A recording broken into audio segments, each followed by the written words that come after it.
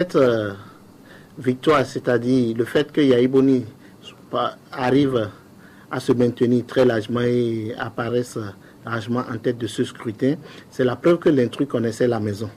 Comme l'avait écrit notre confrère Edouard Loko en son temps. Il a dit qu'il ne connaissait pas la maison. Non, aujourd'hui on se rend compte qu'en vérité il connaissait la maison et que la posture qu'il avait été n'était pas juste. Parce qu'au regard des résultats, on se rend compte que Yahi Boni sait mieux que quiconque ce que les Béninois veulent et comment le leur servir. Je pense qu'à ce niveau-là, il y a deux éléments dont il faut tenir compte. Il y a un élément objectif et un élément subjectif. L'élément objectif, c'est son bilan, qui saute aux yeux de tout le monde, où on voit les infrastructures qui sont là.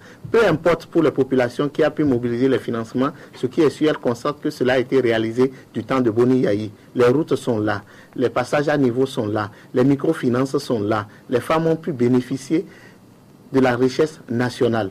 Et ce n'est pas tous les paysans et autres.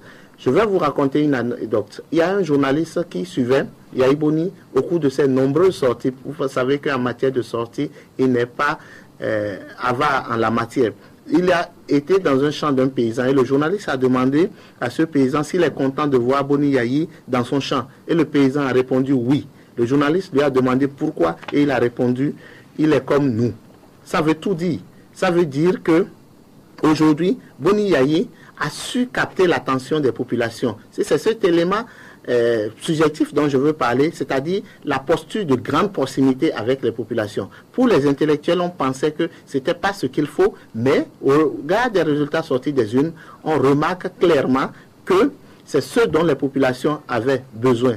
Donc, les populations ont tenu compte du fait qu'il y a eu un début de gratuité au niveau des frais de scolarité au niveau de l'enseignement primaire, qu'il y a eu un début de gratuité au niveau de la césarienne, qu'il y a eu les microfinances qui ont profité à nombre de femmes, qu'il y a eu une augmentation des salaires, qu'il y a eu le problème de reversement des nombreux enseignants dans la fonction publique et que tout cela a compté au finish quand chacun s'est retrouvé dans l'isoloir et qu'il a voulu mettre un cachet sur la liste des candidats.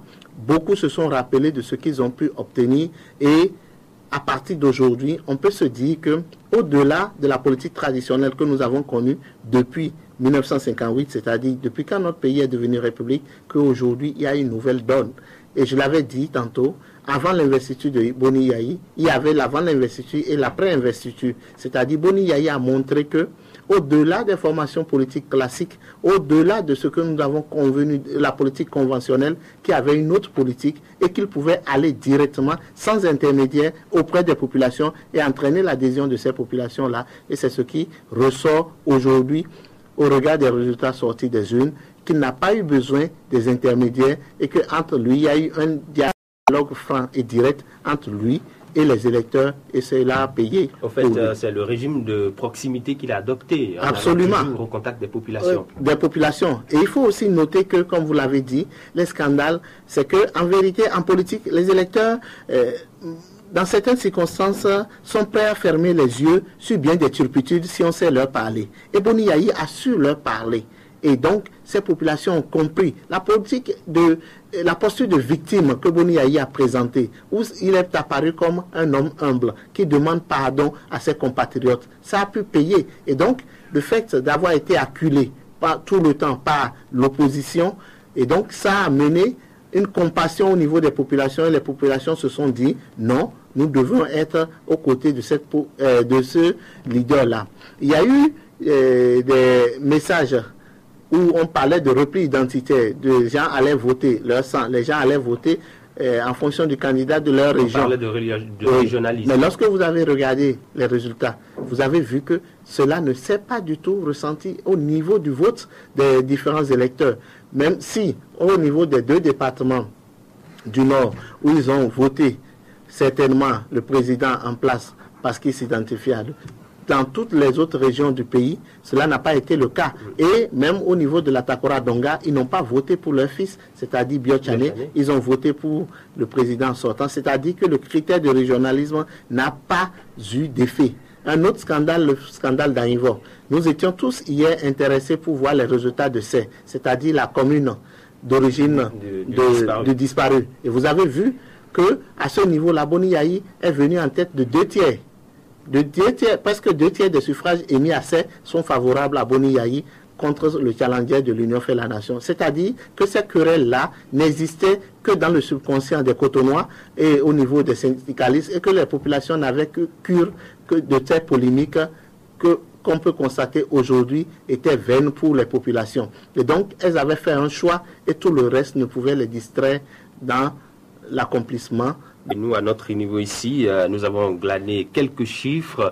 Avec Malik Gomina, nous allons revenir encore sur ces chiffres-là, les grandes tendances du scrutin.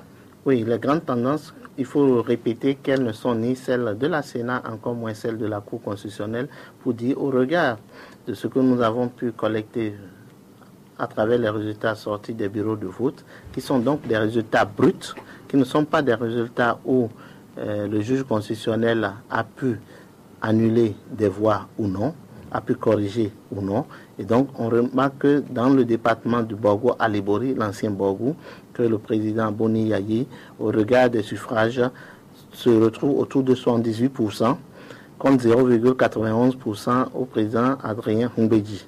Dans les Zoukolines, il se retrouve à 63%. Yaïboni à 63,46% contre 26,37% à Adrien Humbedji. Dans le Monokoufou, Yaïboni se retrouve au niveau de 56,42% contre 40% à Adrien Humbedji. Dans l'Atlantique littoral, Yaïboni 45% contre 47,65% à Adrien Humbedji. Dans l'Ouémé Plateau, Yaïboni 32% contre 65% à Adrien Humbedji. Dans la Tapora Donga, 67% contre 1,75% Adrien Humbedji. Ce sont encore des résultats provisoires qui pourront être affinés au cours de la journée.